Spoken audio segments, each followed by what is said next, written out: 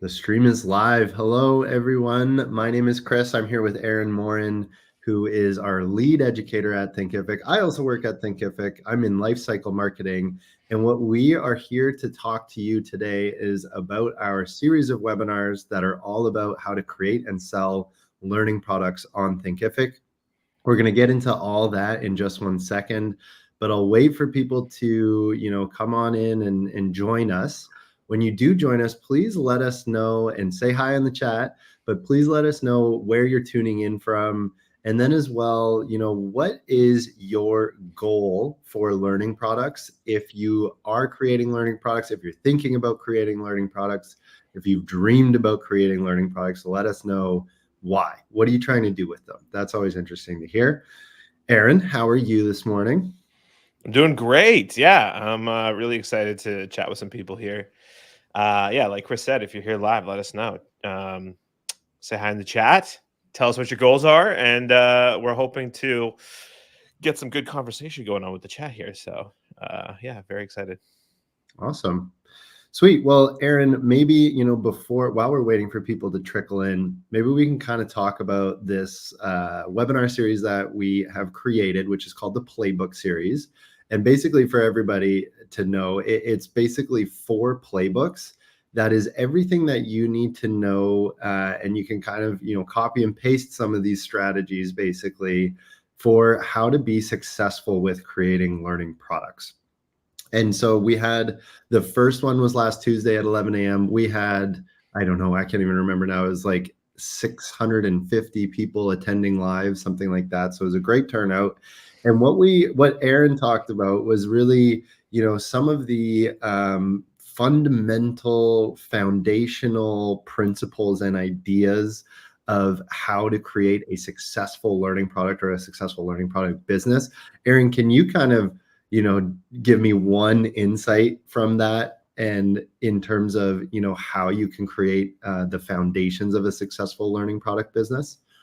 Yeah, I mean, it all has to do with building trust at the end of the day. Like, there's a lot of brands out there that sell education, and I'm sure you can think of one person or a brand out there that does this, and you can immediately realize that they're doing a lot of work typically to build trust with their audience, to continuously prove that they are experts in their field, that they're helpful, that they're relatable, that the things that they share are valuable, and that you want to pay attention to them. You got to get attention out here. So by showcasing your skills as an educator, by showcasing what you have to offer, and by helping people through those free channels like YouTube, the blogs that you create, social media, or through guest appearances on podcasts or webinars or something like that, you can build a lot of trust with audiences quickly. And from there, it's all about staying engaged and making sure that you are grabbing people's emails, of course, and getting them to subscribe to your messaging channels and all that stuff, and then continuing to build that relationship up. And when we have conversations with creators who are struggling to sell their online digital products, this is usually the biggest problem, is that people may be getting some attention. They may be getting some impressions on their content on social. They may be getting comments, that kind of thing, but they're not continuously building trust with those people. They're not, getting those people onto email lists, sending really valuable newsletters, sending, sequences of emails that gear them up to purchasing a product. They just go straight from, hey, you noticed me, to, hey, do you want to buy something? And they're missing that step in the middle.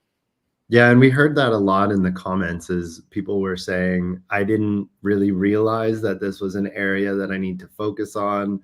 This is totally me. I think you even quantified it as something like 80% of webinar attendees didn't really realize that there's this one step that we call kind of, lead capture, which is basically, as you said, capturing email addresses so that you can, nurture these people and build trust with these people. And that's kind of often a missing step for people who create like an online course. For instance, they create an online course that's one version of a learning product, and they say, hey, I want to, make some money from this course.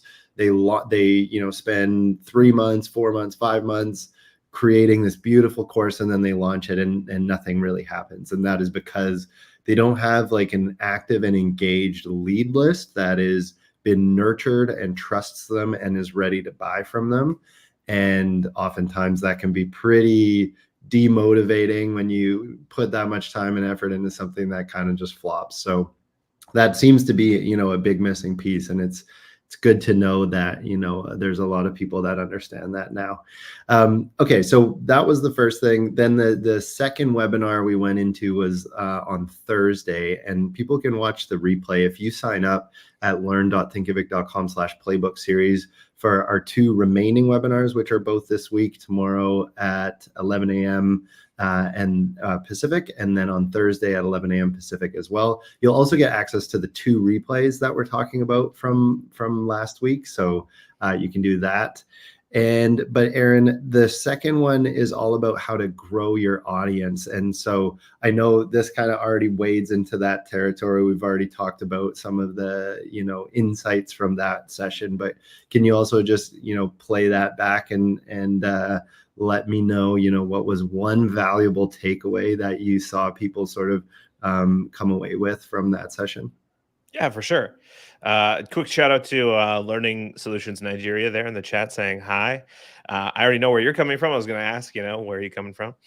But yeah, let us know if you have any questions today for us about anything, learning, education, digital learning products, building your business, Thinkific even. We can chat through what Thinkific is if you're looking at it or if you're currently using it.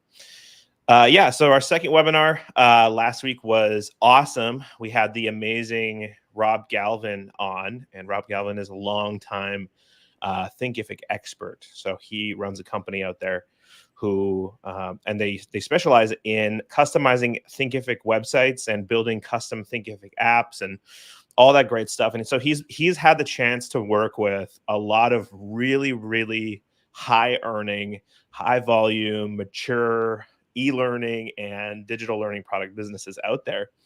And he brought his expertise in to share what people are doing right and what people are doing wrong when it comes to building up your traffic. So people visiting your website, people visiting your online courses, you know, marketing in general, and then how to convert those customers convert those visitors into leads and then into customers.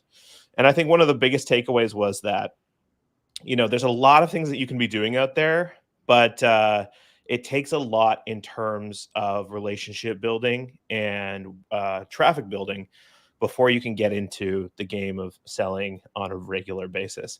And so Rob's whole thing is about engagement and creating a relationship and trust. And he walked us through kind of like a self-audit where you can go through and you can ask yourself questions, you know, am I doing this? Am I doing that?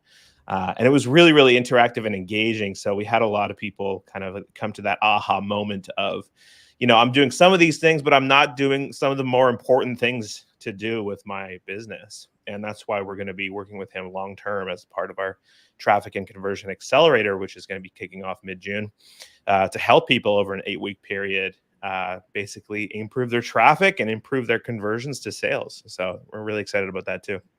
Awesome. So Aaron, let's switch gears and get into what we are talking about tomorrow. I'm just going to share this slide if it's possible for me to. Yeah, I can. Sorry, just one sec, everybody. There we go. Aaron, are you seeing it on the screen? Oh, I'm not yet. Let's go ahead. I'll add it to the stage here. Yeah. Oh, thank you. There we go. Yeah, I think I had to click. Yeah, perfect. So this is Playbook 3. This is what we're getting into tomorrow at 11 a.m. Pacific. Again, you can sign up at learn.thinkific.com/playbook-series. And Aaron, walk us through, you know, give us a little taste of what we are talking about tomorrow. All right, let's get into it. So I'm just going to pop up another question for you here on the screen before we get started. I really want to know what people's biggest challenges are right now so that we can kind of address this live on the live stream. If you have any challenges that you're working through right now, we're happy to work through that with you. So what we're going to be doing in, about 24 hours or so now, we are going to be walking through how to create and sell a learning product. So we've already tackled the marketing and selling kind of question with Rob Galvin. That was last Thursday, and you can watch the replay for sure. We also talked about the business model. And so in this webinar, what we're going to be doing is we are going to be talking through a few things. If you don't know, my name's Aaron Morin. I'm the education lead here at Thinkific and creator of Thinkific Academy. Through Thinkific Academy, we've created courses, webinars, videos, and guides that have served over 600,000 creator educators over the years. So I've been with Thinkific for about 8 years here, creating these awesome informational experiences for you. And I've also had the pleasure of studying tens of thousands of successful businesses on Thinkific since 2016. So I'm trying to boil down like the needs to know in this webinar tomorrow that you can still register for. And I'm very, very excited to present to you. So this is a quick recap of what we talked about. This is the value staircase business model. And basically what we talked a bit about earlier is visualized here. So when you are creating your business, the more value you offer, the more things cost, the more in depth your products are, the more trust required, because it's going to be a huge commitment for people to jump into larger products or products that last over a longer period of time or require them to download an app on their phone or something like that, right? You need to build a lot of trust before you do that. So as you can see here, we've got a bit of like a staircase shape on this graph, and the different stages of your business or the different stages of your customer's journey are indicated here as well. So getting discovered, capturing leads, creating and selling a learning product, and growing your revenue are the 4 stages. And with each stage, you're going to be doing different things. So if you're trying to get discovered, you really do want to focus on free content marketing. It's a great way to get discovered. You can be producing it, or you can be guest hosting or guest, writing for others out there. And then capturing leads, you need something to offer for free. Typically, this is a lead magnet. You can do digital downloads, you can do webinars, whatever you'd like. And then from there, you move into entry-level learning products where people actually pay for them. So online courses, digital downloads, even ebooks, those kinds of things. Paid live events. So, you buy a ticket to a webinar, that kind of thing. Or access to communities are a growing area where people are basically building paid private communities on Thinkific, which is really exciting to see. And then from there, you're going to be offering to those customers the next step. So this is always about what is the next step that you're offering at each of these steps. So when you are doing your free content, you are offering your digital download for free. Once that person gets that digital download, that contains an offer for the next thing, and so on and so forth. And so this is how large, 6-7 figure online learning businesses build their business. So that as a quick recap for you there. And I see we have a comment here from Learning Solutions Nigeria again. Hi, Aaron. Thanks. I've been on the first 2 sessions and looking forward to the next 2. And I'm looking forward to learning how to get my courses noticed. Yeah, so we covered a lot of that in the last one with Rob Galvin. So make sure you watch that replay. And we're also going to be talking a little bit tomorrow about this too, when we are talking about creating and selling. And really, a lot of the times, the first question we get to is, what should I be producing? What should I actually create for these steps? And so tomorrow, we're going to be talking a little bit more in terms of, once you are starting to capture leads, how and what are you making, and how are you selling it to those leads? And our general recommendation here is always to start with an MVP. And let me know in the chat if you have heard of the MVP before, if you've heard of any book out there, the Lean Startup or something like that, that teaches you a little bit more about these things. In a nutshell, a minimum viable product is going to be an earlier basic version of a product that meets the minimum necessary requirements, meaning, this is a complete product. It delivers your transformation. It helps people with their learning. It helps people learn a new skill or fix a problem in their life for use, but can be adapted and improved on in the future. So it's not perfect, right? It's not the most professional, like 100% effort kind of thing out there. This is something that gets the job done and that you can get in front of people who are going to be purchasing from you. And typically the people who purchase are going to be early adopters in this stage. And we call them that because these are people with a very high tolerance for, issues with products, for not having products super polished. They're more forgiving and they're more excited to jump into an early stage of a product because they like giving feedback. So the last part is customer feedback here for MVPs. Really, really important to get. So when you're creating your first product, it's very common to see companies dive out and give this to a sub segment or a small group of their audience or of their leads before releasing it to the general public, so that they can work through some of the issues, get some feedback, and know if they're on the right track or not, which your early adopters will tell you. And when it comes down to what you should build for an MVP, typically we recommend these three things here. So the first one is digital downloads. This could be something like an ebook. It could be something like a series of templates. It could be really anything. There's tons of optionality here. And then you go to live events next, which are really easy to produce, especially if you're already teaching live. You can sell a workshop or a seminar. And then you can move into online courses if you really wish at this point. So the only caveat here, the little asterisk, is that you don't really want to be building big courses at this stage. You do want to be building out things like a pre-sale for a big course where you're not actually creating the content, you're just selling it at this stage. Or you could do something like a live course where you teach over a series of 4 or 8 weeks. Or a mini course where it's just going to handle the introductory education for your bigger course. So if you have a really big vision in mind, this is like the first step for people to take on that journey. And that can be done within a shorter time frame than something like a big flagship course that you're selling for maybe like $800 to $5,000 a pop. This is more of the courses in the $100 to even things like prices like $50 are acceptable for mini courses at this stage.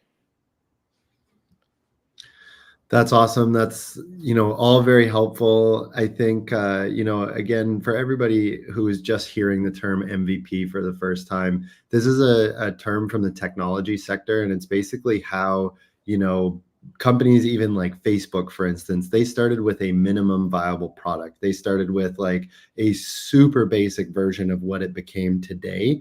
And the general idea there that helps a lot of people is that you just need to start with something, and it doesn't need to be as big and as comprehensive as you maybe had thought originally. And this idea of an MVP really helps, people creating courses just get started. And then, as Aaron said, hear from their customers, start to iterate and, move on from there. And the reason we recommend this is because we have seen this succeed. One of the things we're talking about in the webinar tomorrow is an exact example of somebody who actually did this. So his name is Sean McCormick. He's one of our customers, and he is going to be having a little segment tomorrow during the webinar. So you can kind of see and understand, what does a real MVP look like, and how do you then, take your next steps and go beyond your minimum viable product into something more comprehensive. So that is awesome. Yeah. What kind of digital product are you going to build? Aaron, have there ever been any like great examples of MVPs that you've seen from our customers? Yeah, I mean, tons. I think that typically the first version of anyone's product out there is technically an MVP, whether it's polished or not. But we've seen a lot of mini courses go out. We've seen some, 3-part series.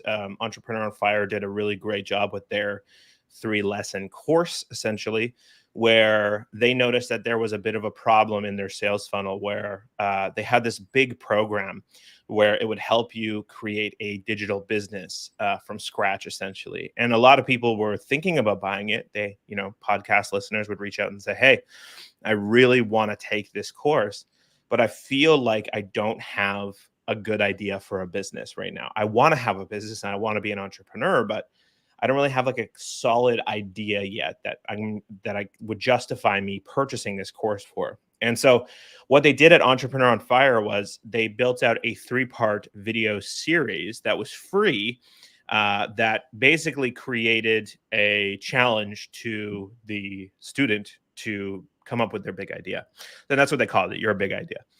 And so they created this originally as like a mini course they were going to sell. And they ended up putting it for free in their sales funnel, where if you signed up for their podcast newsletter, you could get access to this in advance.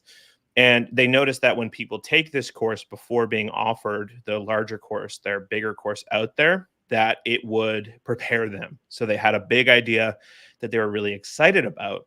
And now the next step was actually putting your, rubber to the road and setting up your online business. So that turned out to be extremely helpful for them and their business to put out this course that they thought, would help people become qualified for their main product.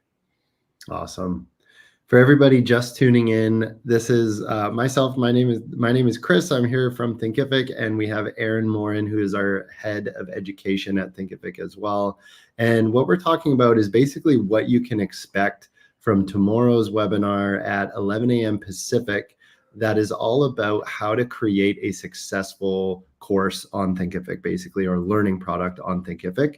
This is all part of the playbook series. So when you register, you'll get access to the two webinars that you missed last week, but then there's one more on Thursday as well that is all about how to sell premium products as well. So if you want to go, beyond this idea of, starter products like a minimum viable product, we're going to be talking about all of that on Thursday at 11 a.m. as well.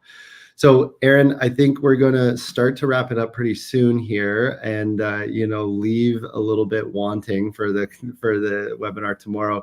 But can you kind of just walk us through these sort of 3 different learning product types, specifically digital downloads, live events, and online courses, and maybe talk about the sort of pros and cons of each? Yeah, for sure. We can definitely do that. So as we're going here, I'd love to know in the chat what people are planning to build or what they've already built, and maybe what's next on their list, because we can help you make a decision here today as well. And so let's get started with digital downloads. So digital downloads, these could be called a bunch of different things, but here at Thinkific, we refer to digital downloads when there's a file that you are selling access to. And this could be an ebook PDF. It could be, EPUB format. It could be templates, Excel sheet templates. It could be video project templates. It could be literally anything.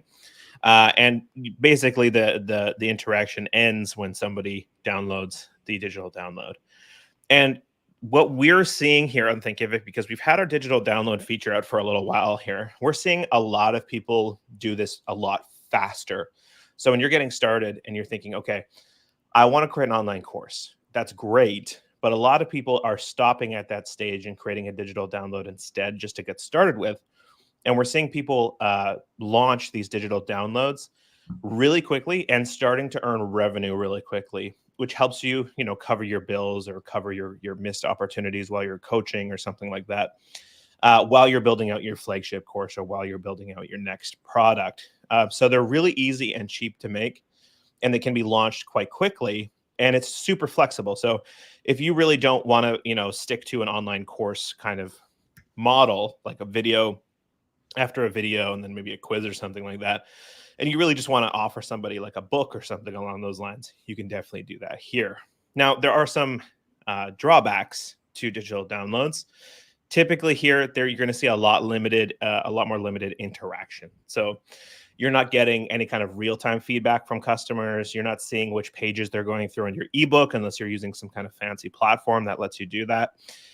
You're not telling if this is actually helping people succeed with what they're looking to succeed with either. So, there was a guy who is teaching Japanese carpentry, and he would sell, the blueprints for things like a shed or a porch or something like that. But, unless that person who downloads that blueprint actually builds the thing, takes a picture and sends it back to the guy, then, he's not sure if this is actually doing anything out there. So limited interaction. Usually also because it's the limited access to the instructor, we typically see a lot lower prices. And there are other things that affect prices here too. So if you're on an ebook or if you are potentially selling like templates or something along those lines, especially for a larger product like, Notion or the remarkable e-ink tablet or something like that, you're going to have a lot of competition. There's a lot of competition out there, and they're willing to sell at rock bottom prices. So you got to get ready to sell at rock bottom as well to kind of compete that way. It can be a bit of a race to the bottom. But we don't recommend basing your pricing entirely off of competitors out there. if you can stand out with your brand, if you can stand out in a different way, you can typically charge more. But like I said, it's quite hard to stand out of the crowd when you are thinking about competitors here too. It does sound like a good way to get started, though, and especially as you were talking about with the value ladder, this is, one way to build trust. If it's relatively cheap, as you've said here, that is a way to just get more people into it. Introduce yourself a bit, saying this is what I'm an expert at, this is the value I can give you, and then starting to launch more products after. I guess that begs the question: what products could you launch after doing a digital download to kind of build out your learning business a little bit further? Yeah, for sure. And I see a lot of people get started here and maybe start selling here, but then once they have their more advanced products out, you can actually take your product and maybe revamp it or reiterate it, and then start offering it for free instead. So I've seen a lot of people, selling ebooks on Amazon or something like that, or their own store, and then they turn around and take that book and say, now I'm offering it for free.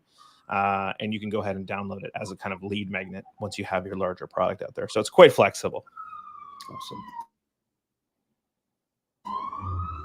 All right. So let's move on to live events, and let me know if you have any questions in the chat about any of these products too, because we're here to help live here too.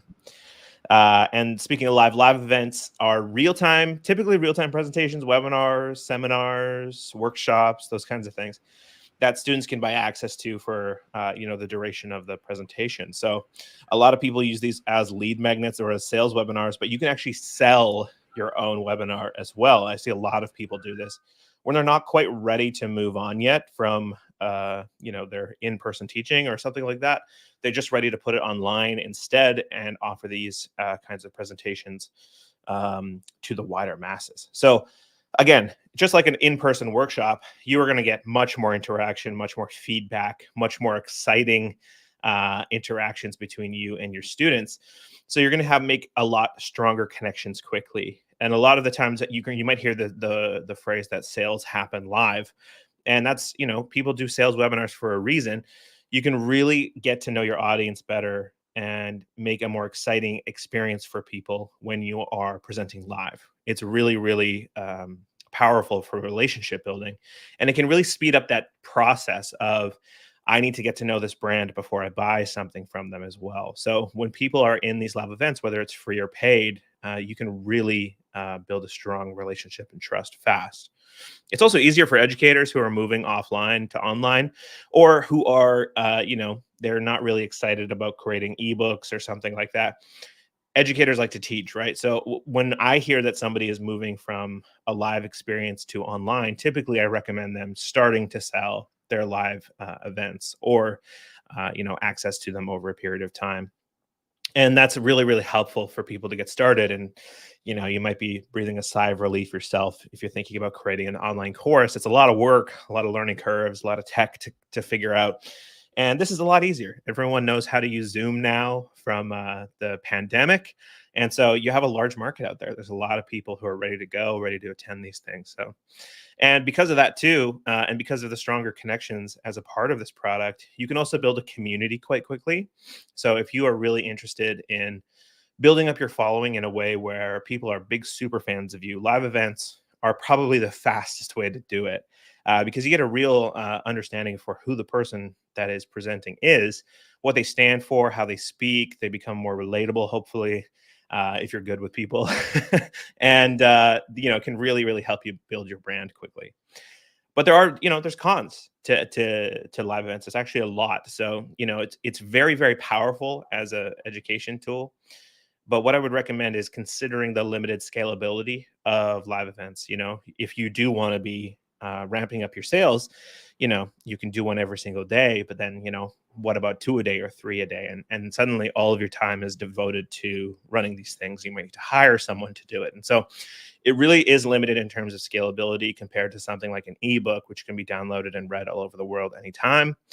It's not on demand either, like that, like I just said. So you're going to have people showing up in different time zones. You're going to have people showing up, or missing it because of previous appointments or, emergencies. So it can't be taken on demand typically. That's usually the big selling point. And not everyone can make it due to time zones, due to life issues. And if you're not a people person, if you're not comfortable in front of the camera, if you're not, super confident about putting your face online, it can be really nerve wracking, and it can actually be one of the worst ways to teach online if you are not interested in doing this. So we don't recommend it to people who aren't super confident about that, because it can be really nerve wracking. Very interesting. Everybody, if you haven't already signed up, please do for the session tomorrow. Aaron's going to go even deeper on all of this stuff. And, the next question after talking about what these are and the pros and cons of each is, how do you actually do this? How do you go ahead and create these products? And that's what Aaron's going to get into tomorrow and go deep on. We were just talking before this session, and he was talking about how he tried to remove some slides to make it shorter tomorrow, but he was struggling with it. So there's a lot of content that Aaron's going into tomorrow, and we're really excited to, give this away for free. All you have to do is register for the webinar.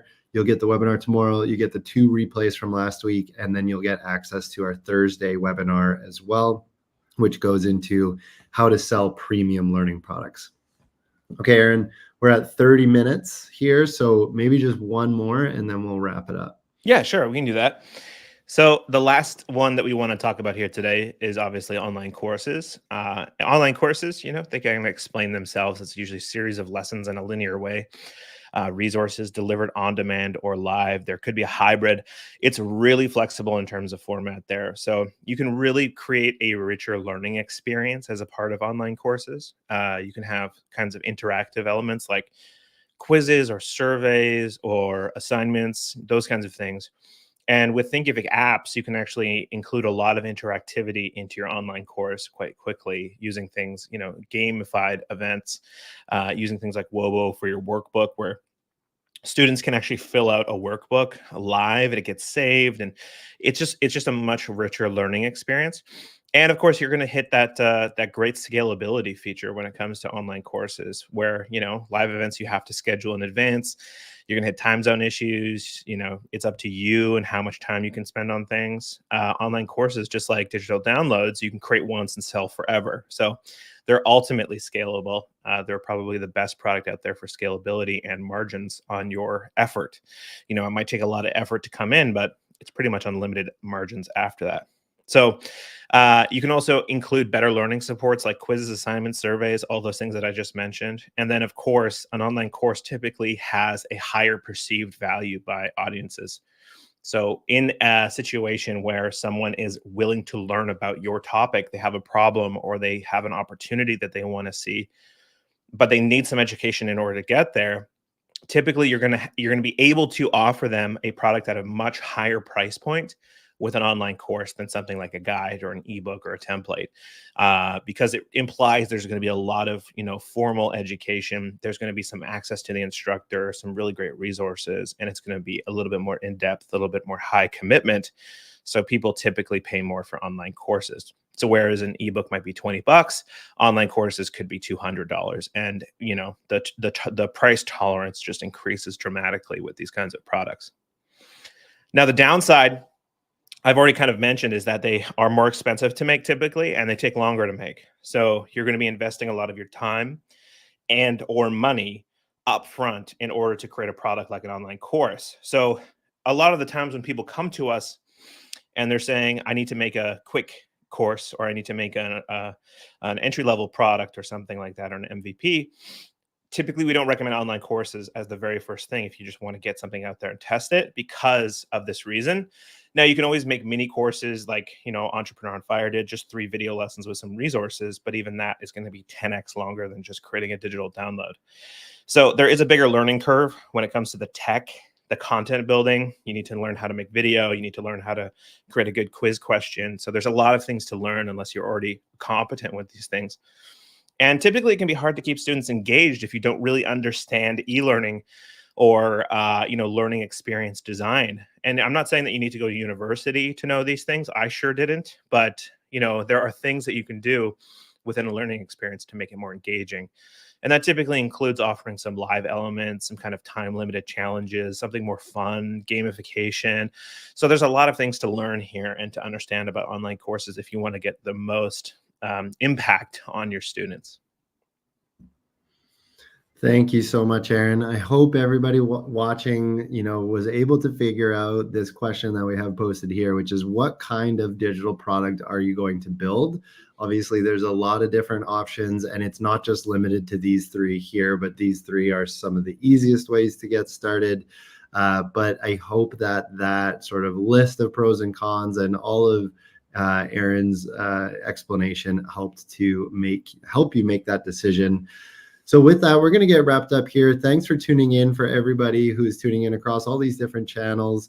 Again, register for tomorrow's webinar at learn.thinkific.com/playbook series to get even more of what we've talked about today and go even deeper into how exactly do you create successful learning products on Thinkific.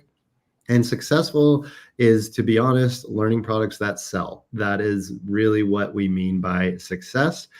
And so, again, we'll be there waiting for you at 11 a.m. tomorrow. We have a great show lined up, and we're super excited to see you all there. Aaron, thanks again for your time, and I will see you tomorrow. Yeah, I'm really excited. We'll see you all tomorrow, and thanks for watching, everyone. Bye-bye.